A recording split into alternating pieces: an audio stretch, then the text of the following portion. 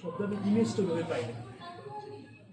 ইমেজটা শব্দের সাথে যেমন আমি ফার্সি ভাষায় কথা বলি, ফার্সি ভাষায় হামসার বলা হয় স্বামীরা স্ত্রী।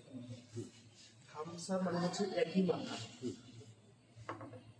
একই মাথা হইলে হচ্ছে যে হামসার হওয়ার যোগ্যতা সম্পন্ন হামসা। এখানে আমাদের এখানে হচ্ছে পতি বা স্ত্রী বা স্বামী বা স্বামী আমার এখানে ঐশ্বরিক একটা জায়গায় একটু প্রগতি ছিল মাসি ভাষার টার্মটা। হামসা হচ্ছে একই চিন্তার অধিকারী দুজন, আমাদের একবার সহধর্মী আমরা তো না এটাই আছে। স্বামী বলতে হচ্ছে যে আবার আপনার ইয়ে হয়ে যায় যে দেবতা ঈশ্বর পতিদেব। আলাপ শব্দ নিয়ে আলাপ শব্দ নিয়ে আলাপ শব্দটা আলাপ হইল কেন? আমাদের এখানে আলাপ, আমাদের কথাবার্তা বলি, এটা তো অনেকগুলো শব্দ আছে না, আড্ডা দিয়ে, যেমন আড্ডা, আড্ডা, আলাপ, তারপরে আর কি হয় এটার মধ্যে আমাদের কথোপকথন, বাহাস। বাহাস কোনো বাংলা শব্দ না, না বাহাস মানে ওটা তর্ক বিতর্ক করা, কোনো একটা টপিকে তর্ক করা, একজন কে জিতবে কে হারবে, এই ধরনের একটা বিষয় থাকে। আর সাধারণত আমরা কথা বলি দুজন, এটা বলে মাবাস তবে মোফাআলা। আরবি ভাষা যেটা মিম দিয়ে যেটা বিয়াগুলো হয়, দুজনের মোকাবেলা, যখন দুজনের মধ্যে মোকাবেলা হয়, মুশাহেদা যখন দুজনের মিলে দেখে, মুনাজারা দুজনের ক্ষেত্রে এরকম মিম দিয়ে অনেকগুলো এই শব্দগুলো আরবি ভাষায় হয়। মুকাশাফা কাশফ করা, আবিষ্কার করা দুজনে মিলে। আমার বড় কথা হচ্ছে আলাপ শব্দটা, কিন্তু আপনার হচ্ছে আলাপ শব্দটা আলাপ শব্দটা কি বোঝায়, আলাপ শব্দের আদি অর্থ কি, আদি শব্দ কি? আলাপ বাংলা শব্দ, আলাপ বাংলা শব্দ মনে হচ্ছে আলাপ থেকে প্রলাপ। যখন প্রলাপ বলি তখন হচ্ছে যেটা যে আলাপের সামঞ্জস্য নাই, সেটা হচ্ছে প্রলাপ। মজার হবে চাটা আলাপ প্রলাপ বিলাপ। আমাদের এখানে আলাপের নামে যা হয় তা হচ্ছে বিলাপ। বিলাপে কিন্তু একটা আর্ট আছে আমাদের গ্রামে, সাপোজ কেউ মারা যেত, তো দেখা গেছে যে বেশিরভাগ মহিলাই একটা ছন্দে, একটা তাল লয়ে একটা বিলাপ করে, যেমন একটা কাব্যময়তা, ছন্দময়তা আছে। এবং নারীরা এটা করে কারণটা কি? কারণ তারা আসলে দুঃখটা জমা রাখে না। তারা দেখা গেছে যে বান করে তারা একটু ইয়া হয়, অনেকটা মনে হয় যে মানে সুখের নদীতে গোসল করে তারা আবার জীবনের সংগ্রামটা নতুন করে শুরু করে। মানে পৃথিবীতে আসলে মৃত্যু, বিয়োগ, যে কোনো ট্র্যাজেডিতে নারীরা হচ্ছে প্রলেপ দেওয়ার শক্তি। মানে দেখেন যুদ্ধে অসংখ্য পুরুষ মারা যায়, অসংখ্য যুবক মারা যায়, কিন্তু নারীরা কিন্তু আবার পৃথিবীতে সুন্দরভাবে প্রলেপ দেওয়া সংসারটাকে গোছায়, পৃথিবীটাকে গোছায়, পরিবারটাকে গোছায়, মানে আবার সাজায় তোলে আর কি। এজন্য তারা সুখটা তাদের মনে থাকে গাঁথা, কিন্তু মানে মানে একবারে যে ইমিডিয়েট যে সুখটা তার এটা প্রকাশ করে ফেলে। এবং প্রকাশ করে ফেলে এই যে সাপোজ মৃত্যুর দিন দিতে পারে, মৃত্যুর যে 3 দিন 5 দিন হয়, 40 হয়, এই যে একটা মৃত্যু মানুষকে যে স্মরণ করা হয়, এগুলোতে সে কয়েকবার তার প্রিয়জনকে স্মরণ করে। এবং বিলাপের বিলাপ একটা ছন্দ, কাব্যময়তা আছে, কথাগুলো হয়তো কথাগুলো ধরে ধরে এবং পুরোনা গল্প তুলে দেয়। মানে এবং সে কথা বলে, মানে সাপোজ একটা খুব কাছের আত্মীয় স্বজন আসলো, তার কাছ থেকে আবার তাকে স্মরণ করে। মানে এক এক কালচার কিন্তু এক একটাই। সাপোজ ওয়েস্টে যেরকম হয় যে সবাই কালো পোশাক পরে তাকে স্মরণ করে, আমাদের এখানে বিলাপ কিন্তু একটা স্মরণই, এটা আমাদের একবার ডিপলি রুটেড। মানে সাধারণত আত্মীয় স্বজনের সাথে যখনই সাপোজ আমি দেখছি যে সাপোজ আমার নানি মারা যাওয়ার পরে, তো আমার দুজন মামা 1-2 বছর পরে আসছে, তো সুখটা কিভাবে ভিতরে আছে, সে তো তার মায়ের মৃত্যুটা দেখে নাই। যখন সে 2 বছর পরে উনি বিদেশ থেকে আইলো, কাতার থেকে বা কুয়েত থেকে, তখন দেখা গেছে যে ওনার ভাই বোনরা আবার ওই বিলাপটা করতেছে মায়ের স্মরণে, ভাইকে এটার সহযাত্রী করতেছে। তো দেখা গেছে যে সুখটা অনেকটা মানে শেয়ারিং কেয়ারিং এবং আমরা রিলিফ। এবং ভাই দীর্ঘদিন পরে ভাই যদি বিদেশ থেকে প্রবাস থেকে আসে, যদিও দেখা হয় প্রথম কিন্তু ইয়েটা করে, কিন্তু হচ্ছে কেউ মারা গেছে তার সে দেখতে পারে না তার বাপ মারা গেছে অথবা তার মা মারা গেছে অথবা তার কাছের মারা গেছে, তাকে স্মরণ করা হয়। তো বিলাপটা খুবই একটা ইয়ে, এটা রিলিফ করে দেয়। দেখা যাচ্ছে যে নারীরা কান্নাকাটি করে শেষ পর্যন্ত একটু টায়ার্ড হয়ে মানে একবার ইয়ে হয়ে এসে আবার জীবনের জন্য আবার নতুন করে গোছানো শুরু করে। এবং এটা কিন্তু আমাদের কাছে এমনভাবে আছে, এটা মানে খুব সুন্দর করে সবাই শিখে নেয়। আমি জানি না আসলে আমাদের গ্রামে তো আমরা এটা হলো দেখে দেখে শেখা। সাপোজ এটা আসলে আমাদের কালচারটা কি, সাপোজ দাদি মায়েরা শেখায়, মা মেয়েরা শেখায়, এটা উত্তরাধিকার সূত্রে এটা সিলসিলাগত আসে, ওরাল ট্রেডিশন। তারপরে আমরা অনেক গান শুনতাম, সাপোজ ধরেন আপনার খতনার সময় অনেক গান আছে, ইয়ের সময় গীত, তারপর দেখিসাটার সময় একটা গীত আছে। তো দেখবেন প্রত্যেকটা কাজে একটা গীত বা ছন্দময়টা আছে, এবং এইগুলো তারা ইনহেরিট করে লার্নিং করে, তার মার কাছে, তার মা শিখছে, তার ইয়ের কাছ থেকে। এটা হচ্ছে গান টান বান্না। আবার রান্না বান্নার একটা প্রসেস সে তার ওখান থেকে শিখে।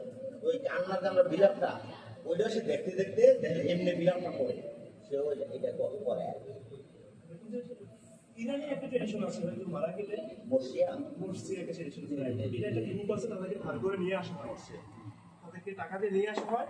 তারা হচ্ছে কি এখানে মৃত্যু সুন্দর করে এটা উপস্থাপনা করে বা গানে গানে করে বিভিন্ন মৃত্যুর শুরু থেকে এই মৃত্যু মানে কি বলে এটাকে, মৃত্যুর মহাত্মা প্রশস্তি আর কি করতে করতে, তো এর সাথে রিলেট করে করে ওই আত্মীয় কান্নাটা করে। ওরা অবশ্য গানটা করে না, আমার শুধু মেয়ে গানটা করে। ওরা হচ্ছে কিন্তু মিলে ওই চোখ পানি ফেলে বা সুখ দেয়। আমি তো একটা মনে পাশে একটা গান টান দেখলাম, ওরা হোসেনকে নিয়ে যেভাবে বিলাপটা করে মঞ্চের মধ্যে বা অনেক ইয়ার কাজ করে, একেবারে এমনভাবে গান জজবাত দেয়া, জোশ এবং জজবাত দেয়া, সুখটাকে তারা একবারে জাগ্রত রাখছে, মানে একবার তাজা রক্তের মতো। গানটাতে গায়ে মনে হচ্ছে হোসেন আপনার ফ্যামিলির কেউ, বা মা বলতেছে মা ফাতিমা আমাদের মা, হোসেন আমাদের ভাই, এমন ভাবে এটা উপস্থাপনা করে। আর যারা শুনে তারা এইভাবে ফিল করে আসলে শুনে মানুষের করে মানুষের এই হিউম্যান দিকটা, মানুষের ট্র্যাজেডি কিন্তু মানুষকে ইউনাইট করে। মানে যেমন জাসাসের মৃত্যুর পরে জাসাসের ট্র্যাজেডি কিন্তু বিশ্বে ডেকে জীবন দিছে। আবার হাসান হোসেনের ট্র্যাজেডি মৃত্যু, ফাতেমার, তো দেখা গেছে এশিয়া মনে হয় ইউনিফাইড লাগছে। আমাদেরও এরকম ট্র্যাজেডি আমাদেরকে বাংলাদেশে মানুষের সফলতা মানুষ দূরে সরে যায়। 24 এরকম অসংখ্য এটা কিন্তু বাস্তব। ধরেন মানে যে কোনো আলাপের আগে আমার একটা বিলাপ হয়, যখন শিশু জন্মগ্রহণ করে কিন্তু কান্না করেই শুরু করে, ঠিক আছে না? এরপর যখন আলী শরীফ যখন ইসলাম পবিত্র করতেছে, মুসলিম সমাজে রিভেরালিজমের যে আলাপটা, মানে মুসলিমরা কেন রিভে করছে না, কেন মুসলমানরা উন্নতি করতে পারতেছে না, সারা ওয়ার্ল্ডে কিন্তু এই আলাপটা এখনো চলতেছে। তো বলতেছে যে আসলে আমরা খালি শত শত বছর ধরে এই আলাপটাই করতেছি, এটা আমরা বিলাপই করতেছি, আমরা আলাপের ভিতরে ঢুকতে পারতেছি। তো যে ধরেন শিয়াদের যে বিলাপ, যে নিজেদেরকে নিজেরা প্রতিরোধ করা, এটা আসলে ওই বিলাপ থেকে অন্তর্ভুক্ত হয়। বিলাপ থেকে যেন আমরা আলাপে পৌঁছতে পারি, এটা হচ্ছে যে একটা সাধনার ব্যবহার। কিন্তু আসলে গণপূর্তনা করা যেতে হইতেছে, মানে কিছুই হচ্ছে না। যে আফগানে করছিলাম হচ্ছে না, সরকার হচ্ছে না, এটা কিন্তু বিলাপেরই অংশ। আবার ক্রিশ্চিয়ান ট্রেডিশনে তো বিলাপ কন্টিনিউ আমার কাছে মনে হয়। মানুষরা যে পোশাক করে, তারা যে সেক্স বা অন্যান্য জিনিস অ্যাবস্টেন থাকে, মানে তারা মনে হচ্ছে যে ওই জাসাসের মৃত্যুটারে বিলাপ করতেছে তাদের জীবনযাপনের মাধ্যমে, যে জাসাসের শহরে তারা অনেক কিছু থেকে বিরত থাকতেছে, হ্যাঁ, নিজেদেরকে একটা মার্টার একটা অবস্থা রাখতেছে। আব্রাহিমিক রিলিজিয়ন সবগুলোতে এরকম আমার এটা কন্টিনিউ করা। হিন্দি সাহিত্যে এবং মিলে আছে, মানে মানুষের মৃত্যু উপলক্ষে যেমন মর্সিয়া খায়, বেউলফ আছে একটা, মানে ইংরেজদের একটা বলা যায় যে আদি মহাকাব্য আর কি। বেউলফ এরকমই একজন মহানায়ক। তো সেই দেখা গেছে মানে 50 বছর ধরে তার রাষ্ট্রকে ভালোভাবে চালায়। শেষে বিশাল এক দানব আসে, দানবের সাথে লড়াই করতে যেয়ে সে মারা যায়। ওই দেখা গেছে যে তার ওই ট্র্যাজেডিটা স্মরণ করে তার স্মরণে একটা বিশাল বড় স্মৃতিসৌধ বানা, যেটা সমুদ্র সৈকত থেকে দূর থেকে দেখা যায়। কারণ বিলাপ ক্রসের সমুদ্রের চতুর্পাশে একটা দ্বীপ বা আইসোলেটেড দ্বীপ। তো ওইটা একটা মানে বিলাপে মানে ওই বেওলফের স্মরণ করা হয় আর কি, যে বেওলফ একজন আচ্ছা, বড় স্মৃতিসৌধের কথা যখন বলছেন, নজরুলের কিন্তু একটা প্রবন্ধ আছে, ডায়ারের স্মৃতিস্তম্ভ। ডায়ার ছিল জালিয়ানওয়ালাবাগ হত্যাকাণ্ডের যে নিজেরা দেশে এগুলোটা ঘুরছিল 1919 সালে। তো তারপরে নজরুল একটা প্রবন্ধ লিখছে যে ডায়ারের স্মৃতিস্তম্ভ, ডায়ারের এমন একটা স্মৃতিস্তম্ভ তৈরি করা দরকার ভারতবর্ষের যে কোনো জায়গা থেকে ঠিক আছে, যেন স্মৃতিপুস্তক দেখা যায়, যেন মানুষ তাদের ওই ডায়ের দিকে তাকাইলে যেন তাদের মানে ক্ষোভ, তাদের ঘৃণা, তাদের ওই বিষয়টা যেন মনে পড়ে, এবং এইরকম মানে পিশাস যেন হইতে না চাইতো। তখন আমি ওইটার মাথায় রেখে গণপ্রদানের পরে কিন্তু আমি প্রস্তাব দিয়েছিলাম এরকম শেখ হাসিনার একটা বড় এরকম সুউচ্চ স্তম্ভ বানানোর জন্য, যেন মানে পুরো বাংলাদেশের যে কোনো প্রান্ত থেকে এটা দেখা যায়। এটা ধরুন কয়েকটা হতে পারে, মানে টাওয়ার টাইপের করে করে বাংলাদেশ করা যায়। টিএসসি দেখতে আছে তো কারো হ্যাঁ, ওটা তো সারা আসে দেখা যায় না। অত বড় করলে আবার ঝামেলা, মানে আপনি দেখবেন আপনি খারাপ শক্তিটাকে আপনি বড় করে দেখাইলেন, মহিমান্বিত করে। আমরা খারাপ শক্তিটাকে মহিমান্বিত করে দেখাই। মহিমান্বিত না, এটা হচ্ছে যে ধরেন এটা একটা বড় স্ট্রাকচার বানানো, মানে যে তাকে প্রেজেন্ট করা। না, হাসিনার যদি একটা বড় মূর্তি বানানো হয়, ঘৃণার হোক, এই ঘৃণাটা কিন্তু জীবিত থাকলো। জীবিত থাকে। আমরা যদি সামনের দিকে আগাইতে চাই, আমাদেরকে হ্যাঁ এটা একটা ট্রমার মধ্যে দিয়ে আমরা গেছি, আমরা এই ঘৃণার পাশটাকে একটু পেছনে রেখে আমরা ভালোবাসা সামনের দিকে আগাইতে হবে, ইউনিটি সামনের দিকে আগাইতে হবে। এনে এদিকে ভালো একটা এক্সাম্পল আছে খুব সম্ভব কুয়েতের। কুয়েত যে ইরাকের সাথে যুদ্ধ করছে, এদের একাডেমিতে কিন্তু ওদের এই তিক্ত জিনিসপত্র বেশি নাই, যে ছাত্রদেরকে, তরুণ শিশুদেরকে এগুলো অনেক বেশি নেতিবাচক জিনিসপত্র যেন আমরা বেশি না করি। একটা সিভিলাইজ, একটা সভ্য, একটা হিউম্যান একটা ইয়া হয়ে যায়। তো আমরা আমাদের অনেক ক্রাইসিস আছে, আমরা নেতিবাচকতা আমরা ধারণ করি, লালন করি, পালন করে রাখি, পরিপুষ্ট রাখি। তো সাপোজ আমাদের স্বাধীনতার পর থেকে আমরা স্বাধীনতার পক্ষের বিপক্ষের এক শক্তি আজনবী ডাইমেনশন দিয়ে আমরা চলে আসতেছি, এই ঘৃণার ডাইমেনশন দিয়ে আমরা কিন্তু নাগরিক হতে পারলাম না। আমাদের বড় সংকট হচ্ছে আমরা এই 50-54 বছর নাগরিক হইতে পারলাম না, নাগরিকের রাষ্ট্র বানাইতে পারলাম না, মানে ঘৃণার চাষবাসাই করে আসতেছে, বাইনারিতে যাচ্ছি আর কি। সমাজে কিন্তু একটা অপশক্তি সবসময় থাকে, ঠিক আছে। আর গণপ্রজাতন্ত্র পরবর্তীতে আসলে বাংলাদেশের যে কমন শত্রু, আপনারা কিন্তু এটাকে সঠিকভাবে চিহ্নিত করতে হবে। আপনি এখানে ফ্রেম দিয়ে, আপনি শয়তানের সাথে আপনি ফ্রেম দিয়ে কিভাবে দাঁড়িয়ে ঘৃণা কিন্তু ঘৃণাকে নিয়ে আসে। আপনারে সেটার জন্য আমরা জাস্টিস চাইতে পারি, ন্যায় বিচার চাইতে পারি। সে ইভেন সে সাপোজ 100টা গুণ করছে, তার ন্যায় বিচার প্রাপ্তিটাই হচ্ছে আপনারা যারা ধরেন ঘৃণার বিপক্ষে, আমরা আসলে না, আমি ঘৃণার পক্ষে মানে এটা সহজে গুড ভার্সেস ইভিলের যে দ্বন্দ্বটা, এটা মানব ইতিহাসে ধরেন এটা সবচেয়ে আদিমতম দ্বন্দ্ব। হাবিল এবং কাবিলের দ্বন্দ্ব মানে গুড ভার্সেস ইভিলের দ্বন্দ্বর সাথে সংযুক্ত। সুতরাং আপনি যখন মানে এক ধরনের ফ্যান্টাসি থেকে বলেন যে না আমাদের আসলে ঘৃণা করা যাবে না, শত্রু তৈরি করা যাবে না, মানে আমাদের প্রেম, ঠিক আছে, আমরা প্রেম অবশ্যই বন্ধুর ক্ষেত্রে, মানে আমাদের প্রেমের সঙ্গে হচ্ছে আমার কাছে বন্ধুর ক্ষেত্রে আমি শিশিরের মতো কোমল, আর শত্রুর ক্ষেত্রে আমি কিন্তু খুব ভয়ঙ্কর। এটা হচ্ছে যে প্রকৃত। এখন আপনি যদি ইউরোপ যদি চিন্তা করতো দ্বিতীয় বিশ্বযুদ্ধের পরে যে তারা ইয়া করবে না, নাজি পার্টিকে ওরা পরাজিত করবে না, বা মানে ওদেরকে ওভাবে মানে ইয়া করবে না, তুলে ধরবে না, পোর্ট্রে করবে না, তাহলে কিন্তু মানে নাজিজম ইউরোপ থেকে ইয়ে হইতো না, পরাজিত হইতো না। তারা কি হিটলারের ভাস্কর্য বানাইছে? এটা কিছু হিটলারের ভাস্কর্য বানায় না, এটা আমি তো বললাম যে কাজী নজরুল ইসলামের ইয়ে, কিন্তু এখন ইউরোপের যে ফুল ফলো করতে হবে তা তো না। আমরা কিন্তু চাইলে মানে আমরা আমাদের মতো করে ইয়ে করতে পারি, নিজেদের মতো করে। আমি একটা ইয়ে বলি মাঝখানে, প্লেটোর যে ইয়াতে আদর্শ রাষ্ট্রের মধ্যে প্লেটো ওইসব নাট্যকার এবং যারা কবি তাদেরকে রাখতে চায় না, তারা তাদের লেখালেখির মধ্যে নেতিবাচক ইলিমেন্টসগুলো রাখে, মানে দেবতাদেরকে গালি দেওয়া, নেতিবাচক চরিত্র নাটকের সিনেমার মধ্যে, হ্যাঁ, এগুলোকে প্লেটো রাখতে চায় না। কেন রাখতে চান? প্লেটো বলতেছে সাইকোলজিক্যালি যে একটা সময় মানুষ পিতারা নিজের প্রভাবিত, তার সমাজের মধ্যে যেগুলো বিদ্যমান থাকে এলিমেন্টসগুলো, যে চরিত্রগুলো, নিজেকে এই চরিত্রগুলোই আলটিমেটলি প্লেস। আমরা যদি আমাদের সমাজের মধ্যে নেতিবাচক চরিত্রগুলো আমরা রাখি, মানে কোনোভাবে রাখি, তা রাখলে কি হবে, এই চরিত্রগুলো আমাদের মধ্যে কারণ কেউ না কেউ প্রভাবিত হবে। যেমন ধরুন সিনেমার মধ্যে নায়কও থাকে, বিলেন থাকে, সবাই যে নায়ক দ্বারা প্রভাবিত হবে তা না, কিন্তু অনেকে বিলেন দ্বারা প্রভাবিত হয়, বিলেনের ড্রেস আপ, বেটা ওইটা এটা অনেক প্রভাবিত হয়। আপনি ইন্ডিয়ার ইয়াতে দুর্গা আছে না, দুর্গার সাথে ইয়ার ফাইট হয় মহিষাসুরের। তো ফাইটের মধ্যে এক সময় যে মহিষাসুরের সব বিশাল সাধু ছিল, এক সময় মরমনের সাধু। তো সাধু হওয়ার পরে সেই ঈশ্বর থেকে একটা বন নেয় ব্রহ্মা থেকে, বট যে স্বর্গ মর্ত পাতাল তিনটা জগৎ সে ডমিনেট মানে ইয়া করবে, সে আধিপত্য বিস্তার করবে। তো কে কোনো পুরুষ তাকে হত্যা করতে পারবে না, এই ধরনের একটা বন নেয়। তো এই বড় পাওয়ার পরে ইয়া করে কি মহিষাসুর পুরো জগতের মধ্যে একটা অন্যায় অবিচার শোষণ করতেছে, দেবতাদেরকে মারতেছে, প্রাণী জগৎ মারতেছে, মানুষের শোষণ করতেছে। তখন সব দেবতারা মিলে বসছে কি করা এই অবস্থা। তখন দেবতারা বললো যে আমরা প্রত্যেকে যার যার জায়গা থেকে যার যত ক্ষমতা আছে সবাই একটা শক্তি দিব দিয়ে আমরা একটা ইয়া তৈরি করবো নারী রূপ। এই নারী রূপ করবে কি আইসা ইয়ার মারবে, এই মহিষাসুরকে মারবে। ওই যে দেবতাদের যে কম্বাইন্ড যে ফোর্স, এটা হচ্ছে মূলত হচ্ছে দুর্গা।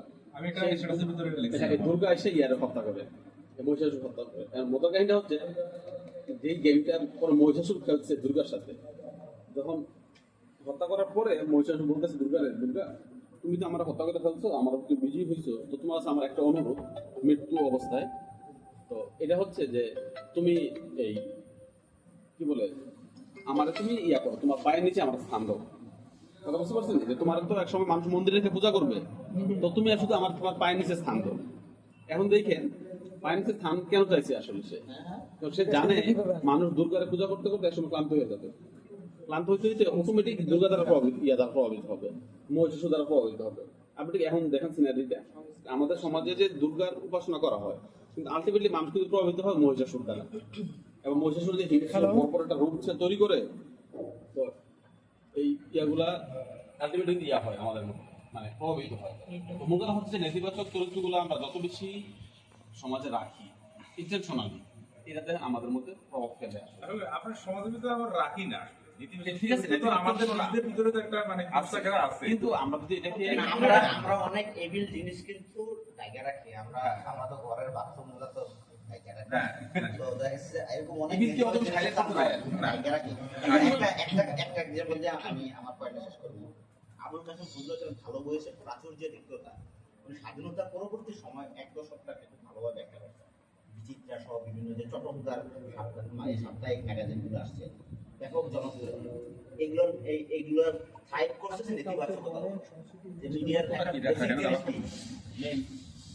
মিডিয়ার একটা জিনিসটা কি, নেতিবাচক খবর ইজ গুড খবর নাকি, বাইরেতে ভালো ক্লিক আছে বা তো আপনারা যখন বুঝুক বলতেছেন যে স্বাধীনতার পরে দেখা গেলো যে এই মিডিয়াগুলো পত্রিকাগুলো তারপর সাপ্তাহিক যে ব্যাপক জনপ্রিয়, এখন তো আমরা মোবাইল টিভি এগুলো খুব জনপ্রিয়, সময় সাপ্তাহিক মাসিক পত্রিকা খুবই জনপ্রিয় ছিল। তো ওখানে একটা দুর্নীতির খবর, এটার খবর এগুলা বেশি আনা শুরু করতো। উনি বলতেছেন যে আসলে কি হলো, মানুষের মধ্যে কমন যে একটা গুডনেস আছে, তার মনে হলো যে বেশিরভাগ মানুষই খারাপ। এই যে দেখেন আমরা একটা কমন থাকবো একটা কথা বলি, বাঙালি মানুষই খারাপ, বাঙালি মানুষ নিচুতা, মানে এটা একটা খুবই অসভ্য একটা কথাবার্তা। এই যে বাঙালি মানে খারাপ, বাঙালি কত বড় বড় জিনিস কাজ করে রেখেছে, 24-এর মতো একটা বড় অভ্যুত্থান করেছে, এটা কোনোভাবে ফরাসি বিপ্লবের চেয়ে কম না। আমি মনে হয় এটা আরো বড় ঘটনা। সুতালি বাঙালিতে এরকম অনেক ভারতকে ইয়ে করে নতুন পাকিস্তান আনছে, আবার এখান থেকে লড়াই করে একটা বাংলাদেশ আনছে। লড়াইয়ের মধ্যে আছে এই জাতি, লড়াইয়ের মধ্যে আছে। তো বাঙালির গর্ব করার মতো অনেক জিনিস আছে, কিন্তু এগুলো স্বাধীনতার পরে মিডিয়াগুলা বা সাপ্তাহিক পত্রগুলা কি করা শুরু করলো, এই ছোটখাটো দুর্নীতির খবর। মানে আমার পয়েন্টটা হচ্ছে এটা আর কি, যে গুডকেও এপ্রিসিয়েট করতে হবে, ব্যাডকে নিয়ন্ত্রণ করতে হবে। আমরা আসলে ওই আমাদের একটা ব্যর্থতা হচ্ছে যে আমরা রুল অফ ল বা জাস্টিস এনশিওর করতে পারি। আমাদের যদি বড় ব্যর্থতা থাকে এটা হচ্ছে আমরা স্বাধীনতার পরে আমরা আইনের শাসন বা জাস্টিস এনশিওর করতে পারি। এটা যদি এনশিওর হইতো তাহলে খারাপ একটু থাকলো, রাস্তা চেক এন্ড ব্যালেন্স হইতো। কিন্তু আমরা ওই যে প্রজেক্ট করি, আমরা এটাকে প্রজেক্ট করি, এটাই বড় হয়। আসলে আপনি একটা ছবি তোলার সময় আপনি যেটাকে ফোকাস দেবেন এটাই বড় হয়। এজন্য আমাদের নেতিবাচকতা আছে, এটাকে কিভাবে কন্ট্রোল করতে হয়, এটার জন্যই তো আইন কানুন, পুলিশ, এই সেই সব সরকারি প্রতিষ্ঠান, এই মানুষের দানবীয় শক্তিটাকে নিয়ন্ত্রণ করার জন্য। কিন্তু মানে আবার মানুষের গুড কোয়ালিটিকে ফ্লারিশ করার জন্য ব্যবস্থা রাখতে হবে রাষ্ট্র। হাসিনার আমলের সাথে বড় সমস্যাটা কি ছিল, মানে এই গুড ফোর্স গুলাকে থ্রাইভ করার কোনো সুযোগ ছিল না। মানে ব্যাড এভিল ফোর্সটা থ্রাইভ করতে পারতো, একটা উর্বর ক্ষেত্র ছিল। আর বিকল্পটা ছিল কি, ভালো ফোর্স গুলা থ্রাইভ করতে পারতো। তাহলে বোঝা যাচ্ছে যে আপনার ইভিল ফোর্স থাকলে আপনার ইভিল ফোর্সটাই থ্রাইভ করে, ভালো ফোর্সটা আচ্ছা জিনিস হচ্ছে কি, আপনি যদি ধরেন ইভিল ফোর্সে যদি সঠিকভাবে আইডেন্টিফাই এবং তার বিরোধিতা করতে না হয়, তাহলে কিন্তু একটা কমিউনিটি দাঁড়াবে না। ধরেন পাকিস্তানের যে মুসলিম জাতীয়তাবাদের বিপক্ষে ধরেন বাঙালি জাতীয়তাবাদ, এটা কিন্তু মানে আওয়ামী লীগের যে উত্থানটা, এটা কিন্তু মানে তারা পাকিস্তানের যারা মুসলিম জাতীয়তাবাদের এক ধরনের বিরোধী হিসেবে চিহ্নিত করছে। এরপরে ধরেন স্বাধীনতার পরে বিএনপির যে উত্থানটা ভারত বিরোধিতার মধ্য দিয়ে বিএনপি উত্থান, এনসিপির উত্থানও কিন্তু ভারত বিরোধিতার মধ্য দিয়ে, অথবা বাংলাদেশ যারা নতুনভাবে আসতেছে অনেক। আমার কথা হচ্ছে যে ধরেন এটা হচ্ছে যে বাস্তবতা, মানে পলিটিক্স কমিউনিটি এটা কিন্তু ধরেন মানে বাস্তবতা দিয়ে চলে, প্র্যাকটিক্যাল একটা জিনিস দিয়ে। আপনি কিন্তু আইডিয়ালিস্ট আইডিয়ালিজম কিন্তু আপনার মানে দ্বিতীয় বিশ্বযুদ্ধ ঠেকাইতে পারে নাই। প্রথম বিশ্বযুদ্ধের পরে কিন্তু আপনার মতো মানে অনেকে চিন্তা করছিল যে না মানে এরকম সুন্দর একটা সোসাইটির অনেক সুন্দর কথা বলবো মানে practical আমি কথা আমি না। আমি আমি দূর ভবিষ্যতের কথা বলতেছি, আমি একবারে কারেন্টের কথা বলতেছি। আমাদের একটা যদি জার্নি না থাকে যে আমি ওইদিকে যাইতে চাই, তাহলে আমরা এই জায়গায় বিতে না আপনি না আমরা এই 50-60 বছর ধরে এটাই ঘুরতেছি আর কি। আমাদের যদি একটা ভালো রাষ্ট্রের ভীষণ না থাকে, আপনার জলদস্যুরা বাইকিংসরা এখন পৃথিবীর সবচেয়ে আদর্শ রাষ্ট্র। মানে কানাডাতে অস্ট্রেলিয়াতে এসে সবচেয়ে জলদস্যু, সবচেয়ে বড় ডাকাত, সবচেয়ে ক্রিমিনালদেরকে ওই জায়গায় রাখা হইতো। এখন এরা একটা পৃথিবীকে আদর্শ মডেল রাষ্ট্র হয়ে গেছে। তো আমরা তো অনেক আগে আমরা গোপালের সময় ডেমোক্রেসি এনে হয়ে গেছে। আমরা বলা যায় ডেমোক্রেসি মানে সূচনাগার বলা যায় বাংলা ভূখণ্ড। তো এই ভূখণ্ড এখনো কোনো লড়াই করতেছে। এই জন্য আমার কাছে ভীষণ তো মানে আমাদের সমস্যা হচ্ছে কি আমাদের গুড ফোর্সটা ইভিল ফোর্সের উপরে এখনো ডমিনেট করতে পারতেছে না। মানে আমাদের এখানে ক্ষমতার মানে এক ধরনের গুড ফোর্স এক ধরনের মানে ভারসাম্য মেনটেন করে চলতেছে। যার কারণে একবার এই পরাজিত হয়, একবার অজয় হয়। ঠিক আছে, আপনাকে একটা ফোর্সে গুড ফোর্সে আপনার ইভিল ফোর্সের উপর অবশ্যই জয় করতে হবে। আর আপনি ইভিল ফোর্সে আপনি প্রেমের বাণী প্রচার করতে পারেন, কিন্তু আপনার প্র্যাকটিক্যাল জায়গা থেকে আপনারা আবার মানে ওই ভূমিকা রাখতে হবে যে কিভাবে তারা পরাজিত করতে হবে। প্রেমের বাণী মিডল ফোর্সের জন্যই তো আছে আইন কানুন আর কারাগারগুলো। কারণ বাংলাদেশের কারাগারগুলোতে কি হচ্ছে, বাংলাদেশের কারাগারগুলোতে হচ্ছে একজন ছোট অপরাধী বড় অপরাধী হয়ে বের হচ্ছে। তার মানে কি আপনার সংশোধন হচ্ছে না, কিন্তু মানে আপনার কিন্তু এই এজন্য আইন কানুন আদালত লাগে। আপনার ইভিল ফোর্সটা চেক এন্ড ব্যালেন্স করার জন্য তো আপনার পুলিশ, সেনাবাহিনী, আপনার বিডিআর, এই কত যে বাহিনী আছে, হ্যাঁ। তারপর হচ্ছে যে কারাগার বানাইতেছে, কিন্তু আমাদের কারাগারগুলো কি, কারাগারগুলো হচ্ছে মানে ছোট অপরাধীকে বড় অপরাধী বানানোর কারখানা। তো আপনি কেমনি আপনি ভালো সোসাইটি দিবেন? না আপনি কিন্তু সংশোধনাগার গারটা হচ্ছে যে আপনাকে ছোট অপরাধীকে বড় অপরাধী বানাবে। আপনি আইন আদালত কারাগার দিয়ে আপনি ইভি ফোর্স দমন করতে পারবেন না। ইভি ফোর্স দমন করতে গেলে তার চিন্তার জগৎটা একটা থেকে উদাহরণ, ঠিক আছে? ওই জায়গা থেকে ধরেন আপনার মানে আমাদের যে আলাপ নিয়ে আলাপ করতেছিলাম, আমরা আসলে ওই আলাপটা শুরু করতে পারিনি, অথবা আমরা আসলে যে পরিমাণে আলাপ হওয়া দরকার মানুষের ভিতরে এক ধরনের ভাব জগতের পরিবর্তন বা ভাব জগতের বিপ্লবের জন্য যে ধরনের পাঠচক্র আলাপ আলোচনা হওয়া দরকার, এটা একটা শহরের মধ্যবিত্ত মিডল ক্লাসের ভিতরে সেমিনার রুমের ভিতরে আবদ্ধ হয়ে গেছে। আমরা কিন্তু গণপ্রস্থানের পরেও রাস্তায় কিন্তু বড় একটা সেমিনার করতে পারি নাই যে সব মানুষ যেন শুনে। আমরা কিন্তু সব আরসি মজুমদার, মুজাফফর আহমদ অডিটোরিয়াম বা বিভিন্ন ছোট ছোট মাহফিল হচ্ছে তো, হ্যাঁ গ্রামে গঞ্জে তো শীতের সময় শত শত মাহফিল এখন হচ্ছে। মাহফিল তো আসলে গুড ফোর্স নাকি ইভিল ফোর্স আমরা এটা সঠিকভাবে আইডেন্টিফাই করতে পারতেছি না। কারণ এইটা তো এইখান থেকে তো মাহফিল থেকে আপনি মানে মানুষজন হেরে পেতেছে, এটা কোনো মানে নির্ভরযোগ্য কোনো ইয়ে আছে?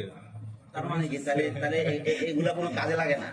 না, ওটা তো মানুষের আসলে এক ধরনের মাহফিল হচ্ছে কাইন্ড অফ মানে পপুলিজম আর কি। দেখা যাচ্ছে যে আপনি তাহলে আমি ওই জায়গায় আবার ফেরত যেতে হবে। আমাকে হচ্ছে যে আমার শিক্ষাটাকে ঠিক করতে হবে। একটা রাষ্ট্র একটা প্রাথমিকভাবে সামনে আগাইতে হইলে তার শিক্ষা স্বাস্থ্যটাকে যদি অর্গানাইজ করতে পারে, আইনের শাসন প্রতিষ্ঠা করতে পারে, তারপর হচ্ছে যে নির্বাচনটা ঠিকমতো role of the game business ঠিক থাকতে পারে, তাইলেও মোটামুটি একটা ট্র্যাকে চলে আসে। একটা আদর্শ মানে একটা স্ট্যাগন্যান্ট জায়গা না, এটা একটা জার্নি। আমেরিকা কি আদর্শ জায়গা নাকি? আমেরিকাতে তো ট্রাম্পের আগের শাসন 2,500-3,000 শুটিং হয়েছে, তারপরে কালোদেরকে মারা হয়েছে। তো আমেরিকা তো আদর্শ জায়গা না, কিন্তু একটা জার্নির মধ্যে আছে। শুধু বলা যায় নর্ডিক দেশগুলা কিছুটা মানে তাদের ইভিল ফোর্সটাকে ইয়া করে এটার জন্য যেটা ওদের যেটা ছিল আমাদের যেটা নাই, আমাদের যে ঘাটতিটা সেটা হচ্ছে যে আমাদের আপনি যেগুলো শিক্ষার ক্ষেত্রে আমাদের পর্যাপ্ত পরিমাণ শিক্ষা এগুলো হচ্ছে না, কারণ সবাই তো সুযোগটা পাবে না। কারণ আমাদের এখানে হচ্ছে যে জনসংখ্যার হচ্ছে মূল সমস্যা। আমার কাছে মনে হয় জনসংখ্যাই মূল সমস্যা। যেমন আপনার যদি জনসংখ্যা যদি আমাদের ইয়েমে থাকতো, নিয়ন্ত্রণে থাকতো, তাইলে হচ্ছে যে শিক্ষাও ঠিক মতো পৌঁছাইতো। না এটা কিন্তু প্রেমের বাণী এটাও সবাই পাইতো। এখন হচ্ছে যে এখানে মানুষ এত বেশি যার কারণে হচ্ছে যে মানুষ সবাই তো রাস্তায় খুঁজে পাবে না, সবাই জনসংখ্যার একটা মজার গল্প আছে, এটা গল্পটা বলি। আমি মনে করি বাংলাদেশের প্রতিবন্ধকতা ওই জেলখানা যে সমস্যাটা পাই বলে যে বড় সন্ত্রাসের বাড়ি আছে, আবার একই সমস্যা। কারণ এখানে জেলখানাতে থাকা গেল 500 জন, আছে 15,000। না কিন্তু না আপনার এভাবে ডিফাইন করা জনসংখ্যা এটা আসলে কোড হয় না। স্কারসিটি বলতে পারেন দারিদ্রতা, জনসংখ্যা বললে ব্যাপারটা আসলে না, জনসংখ্যাটা কিন্তু এ বলা যাবে না। বাংলাদেশের সাথে একমত। জনসংখ্যারে আধুনিক বিশ্বে জনসংখ্যা কোনো কথা সংখ্যা হয় না, দারিদ্রতা বলতে পারেন, স্কারসিটি বলতে পারেন, মিসম্যানেজমেন্ট হতে পারে। মানুষ খারাপ এটা বলতে পারেন না, কিন্তু মানুষের রুল খারাপ এখন এটা বলতে পারেন। জনসংখ্যা কমাতে গেলে সংশোধন করতে পারে তাই আপনি তাহলে আপনি নিজে কমে যান আগে। আচ্ছা, জনসংখ্যা নিয়ে যে চায়না যে স্টেপ নিল যে এক সন্তান নীতি, হ্যাঁ, এখন কিন্তু তারা এখান থেকে বেরিয়ে আসছে, কারণ তাদের কিন্তু পপুলেশন ক্রাইসিস শুরু হয়েছে। তাদের যে প্রোডাকশন ম্যানেজমেন্ট করার জন্য তাদের যে